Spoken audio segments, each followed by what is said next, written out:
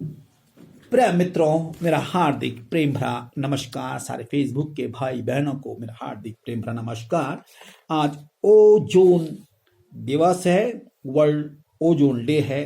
हल्के नीले रंग की ओजोन गैस की सुरक्षा छतरी ना रहे तो इंसानी जीवन खत्म कर देगी सूरज की किरणें।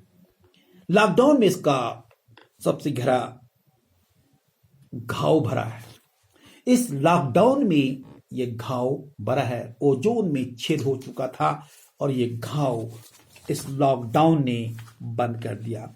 कुछ बातों पर हम ध्यान करेंगे जो कि आज के लिए बड़ी महत्वपूर्ण है।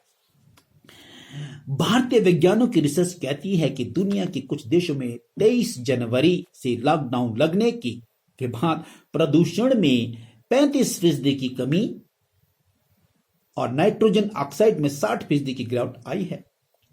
इसी दौरान ओजोन लेयर को नुकसान पहुंचाने वाले कार्बन का उत्सर्जन भी 1.5 से 2% तक घटा और कार्बन डाइऑक्साइड का लेवल भी कम हुआ। ये सभी ऐसे फैक्टर हैं जो ओजोन लेयर को नुकसान पहुंचाते हैं। इस साल यानी अप्रैल महीने की शुरुआत में ओजोन लेयर का बना सबसे बड़ा छेद अपने आप ठीक होने की खबर भी आई है। वैज्ञानिकों ने पुष्टि की है कि आर्कटिक के ऊपर बना 10 लाख वर्ग किलोमीटर की परिधि वाला छेद बंद हो गया है। प्रभु को धन्यवाद हो, थैंक यू, हालेलुया। ये छेद बंद हो गया है और ये छेद इसलिए बंद हुआ क्योंकि लॉकडाउन हुआ और प्रदूषण होना बंद हो गया, गाड़ियां बंद हो गई और गंगा का प्रदूषण भी आप देखते हैं कि वो भी समाप्त हुआ और बहुत सी चीजें आपको देखने को मिलती हैं जो इस लॉकडाउन के दरमियान हुआ। और ये जो होल था, जो छेद था, वो भी बंद हो गया है। सूर्य की जो खतरनाक पैरा बैंगनी किरणों को रोकने वाली इस लेयर को कोरोना काल में कितनी राहत मिली? इस कोरोना काल में बड़ी राहत मिली है।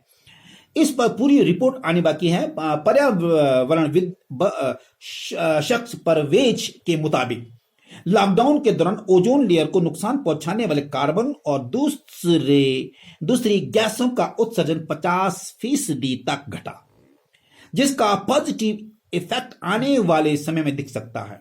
इसी दौरान एयर ट्रैफिक की बात कर रहे हैं, 80 तक कम हुआ है, जो फिलहाल अच्छे संकेत है। आज वर्ल्ड ओजोन डे है, जैसे हम लोग आज इसको सब मनाते हैं। सो खास निवेदन आपसे है कि इस ओजोन जो हमारा ये ब्रह्मांड है, ओजोन है, जो कि परत है, ये एक्चुअली में ये एक परत है जो कि हमको जो सूर्य से निकलने वाली जो खास किरणें हैं वो हमको उनसे बचाती हैं, क्योंकि डायरेक्ट अगर पड़ेंगी तो बहुत खतरा पैदा हो जाएगा। जब डायरेक्ट सूरज की किरणें आएंगी तो बहुत सारी चीजें, बीमारियां भी हो सकती है, बहुत कुछ हो सकता है। इसलिए जो ओजोन परत है वो हमारे लिए बहुत फायदेमंद है। इसे नुकसान नहीं पहुंचना चाहिए। लेकिन दूसरी ओजोन परत जो होती है, जो वहां पर जम जाती है, जैसे कि हम धुआं प्रदूषण करते हैं और तमाम प्रकार की जो जैसे गाड़ी का धुआं हो गया और तमाम दुनिया के जितने भी हम लोग ये फैक्ट्रियों का धुआं होते हैं, ये नुकसान पहुंचाती हैं। इसलिए हमें सबसे पहले प्रदूषण को रोकना होगा। अगर आप प्रदूषण को रोकेंगे तो क्या होता है कि हमारा वातावरण शुद्ध होगा, क्योंकि ओजोन को नुकसान पहुंचाने वाले कण बनते कैसे हैं देखिएगा। वातावरण नाइट्रोजन और ऑक्साइड और हाइड्रोकार्बन जब सूर्य की किरणों के साथ रिएक्शन करते हैं तो ओजोन प्रदूषक कणों का निर्माण होता है। जैसे वाहन से, फैक्ट्रियों से निकलने वाले कार्बन मोनोऑक्साइड व दूसरे गैसों की रासायनिक क्रिया भी ओजोन प्रदूषक कणों की मात्रा को बढ़ाती है। हमें इन चीजों को रोकना होगा और हमें अपने वातावरण को शुद्ध करना होगा। जितना हो सके आप प्रयत्न करें कि अपने वातावरण को शुद्ध और पवित्र करके रखें और तमाम वे गंदी जो वातावरण को गंदा करती है उन्हें रोकें। आपने देखा गंगा में कितना प्रदूषण हो जाता है, आपने देखा कि फैक्ट्री से कितना प्रदूषण हो जाता है, और आप स्मोकिंग कर रहे हैं, कोई कुछ और तमाम प्रकार की चीजें जो आप यूज करते हैं, जो आपके शरीर के लिए भी घातक है, हमारे वातावरण के लिए भी घातक है।